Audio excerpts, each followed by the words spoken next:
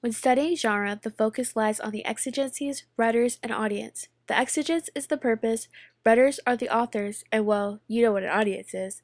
But to clarify, the audience may be more than new mothers, but includes scholars as well. I decided to research the advice given to the new mother community because it's a community I will soon be entering myself. As an educated mother, I decided to look further into the advice we are given on a daily basis, realizing there are many people who claim to have some expertise on the subject of motherhood and raising a child. I narrowed the advice we received down to three categories: professional, popular, and traditional. I searched through several databases, finding not only academic journals, but also popular internet articles and magazines as well. I learned that not everyone giving advice has the baby's best interest at heart and may have alternative motives. With significant amounts of research, I have created a guide outlining ways to analyze the different advice. Now let's break these categories down. First, we're going to look at professionals, such as doctors and psychologists. Seen as a professional, Lapari takes her view from more of a psychological standpoint. Although she remains formal and informative throughout most of the article, she gives a more personal example of being a mother herself. This slight detail gives her an advantage over the other professional advisors, allowing the reader to know she might actually know what she's talking about, being a mother herself. Although her intentions are also to be known and published, she is more likely, being a mother, to have the mother and child's best interests at heart. In her article, Four Things You Need to Know About Raising a Baby, is her giving not only her advice but the advice of other professionals about ways to raising a child. By using subject headings, she makes it easy to find relevant topics and answers. She also gives you multiple perspectives, which allow the reader, as a mother, to decide whether the old way, the new way, or what Lapari thinks should be done in the What to Do section.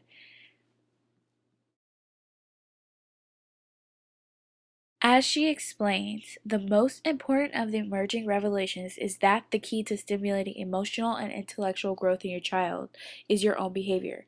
What you do, what you don't do, how you scold, how you reward, and how you show affection. If the baby's brain is the hardware, then you, the parents, provide the software. When you understand the hardware, your baby's brain, you will be better able to design the software, your own behavior, to promote baby's well-being. This quote backfires Lipari's credibility as a mother. Comparing a child to a computer is not something a professional should do while trying to capture the new mother audience. Computers are emotionless, whereas raising a child takes lots of love and care filled with emotion. If she's comparing a child to a computer, where is the love? Moving on to my second example, also from a professional viewpoint, Tweed's article gives the direct perspective and advice from Dr. Randall. His advice is directly related to the questions asked and vital topics a new mother should know about raising her child. Although he's a professional, the interview does not allow him to embellish or sidetrack off to what he may want to advertise, and even if he did include some side advice, the author of the article, Tweed, gave only the pertinent advice new mothers are truly looking for. While Tweed may be in the new mother's favor, she may also have left out vital information he may have said. For the most part, the article is very to the point and helpful to a new mother searching for advice on their baby's health and well-being.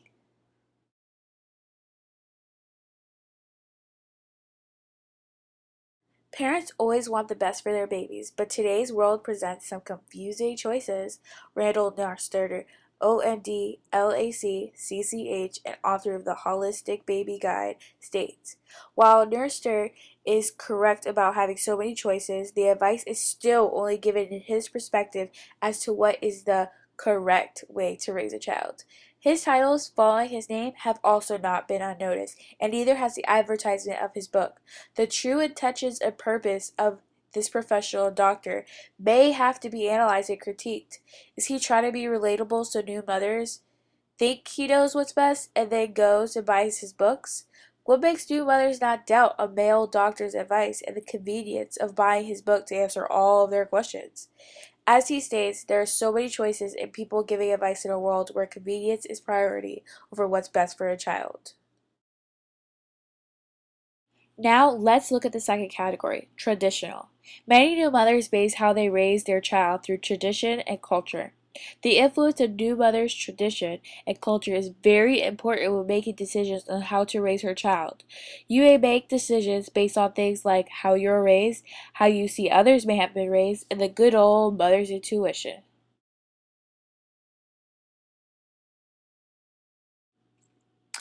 From a more traditional viewpoint, Cohen explains in her article how tradition and culture outweighs expert advice in some cases. Cohen, a journalist from the New York Times, gives a more reader-friendly approach to the situation. It is her job to bring readers in, make the articles relatable to its readers, mothers, but especially pinpointing new, confused mothers who are in the situation of deciding what's best for a child. This article in particular, like any news broadcasted to the public, may be biased. In her article, Cohen states, "View on family values, cultural trends, social developments, and economic conditions have often turned out to be more important than any research. Tradition and culture shapes who we are and typically how we're raised as human beings. Why wouldn't it be important? What new mothers face today is the constant need to improve. But why fix something that is not broken? You, as new mothers, face this dilemma all the time." Also suggesting the importance of tradition, Onderko, senior editor of Baby Talk magazine, speaks directly to the reader with the constant use of you, saying, "The women's liberation mothers gave you, their daughters, plenty of love and rock-solid self-esteem. They taught you that you could have your own opinions and that you could disagree with them and still be loved. Maybe that's why thousands of you wrote in to say that you consider your mom as more than just a parental figure, but as your best friend. A relationship which would likely have been unimaginable between your moms and their mothers. With a stronger bond between mothers and daughters these days, the ability to keep traditional culture alive is simpler, for daughters are not constantly trying to go against mothers, and it's more of an open negotiation. We're survey results directly from new mothers. New mothers are more likely to take advice from their own community. Onderoko's word choice suggests mothers are receiving their identity back, and the focus lies on the mothers themselves now. For example, with her choice of using the words you, love, and own, Onderko attracts a broader audience with her concentration on the mother. Also seen with the popular sources, a more informal, emotion-filled word choice is used to connect to their readers, like in the traditional sources. This suggests the authors truly want to connect and relate to their readers, unlike with the professional sources where a more formal, objective word choice was used. Last but not least, we must look at what is perhaps the most influential of them all, the popular advice. There are many popular outlets and ways to give advice to new mothers. Generally, through these popular outlets, the advice given is from a mother herself, suggesting new mothers often favor and seek experienced advisors. In her blog, Diary of a New Mom, Abigail Green gives direct advice and shares her experiences through daily blog posts, allowing readers to engage and give feedback, but also benefiting from her posts relating to readers as new mothers. Abigail blogs say, "These are the things baby books should really tell you, like how do you use a public bathroom with a baby in a stroller? Do you leave the stall door open? Do you ask a stranger to watch your baby? Do you use the handicap stall and wheel the stroller right there in with you?" That's what I do, FYI. Using the fact that they are mothers, the authors establish a credibility and ethos to relate to the new mothers.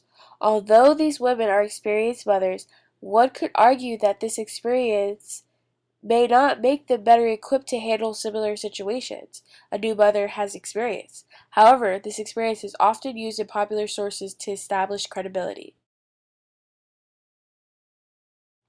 Also using experience as a way of establishing ethos with new mothers, Hendricks' article, Seven Best Bits of New Mother Advice by C. L. Hendricks, gives an introduction to tips for mothers, but allows the rest of the article be devoted to direct advice from a single mother.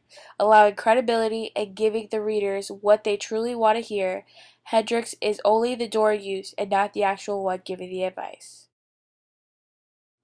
For example, on the subject, "Take care of yourself," the mother interviewed advises, "When I became a mother for the first time, the best piece of a new mother advice I was given came from a friend's mother. She reminded me that while I would be anxious to provide the best care for my baby, I should be just as anxious to provide the best care for myself. She said that I would only be the best mother possible if I was also taking care of me, which in some cases might be settling limits on when, where, and with whom to share my time and attention. While many new mothers put themselves on the back burners when having a new child, her advice suggests that to achieve being the best mother she can be, she needs to take care of herself equally. While this advice may work for this particular mother, not every mother may feel the same and would rather put her child as priority and not as equal. From a more emotional standpoint, the advising mother gives advice on what she found the most useful, but what other mothers may not find as useful who find themselves in similar situations.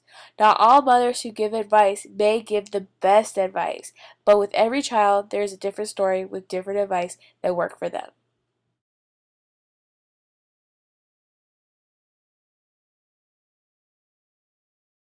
As you can see, every author or advisor has their intentions, whether it's truly the well-being of the child or being published. So next time you're given advice, step back and analyze. Why are they telling you to do it this way and not the other way? Is there some underlying reason you don't know about? These are the things you need to think about when taking advice from different types of people. I hope this guide has helped you analyze and critique the advice you're given as new mothers and allowed you to gain a broader insight on what may be the truth.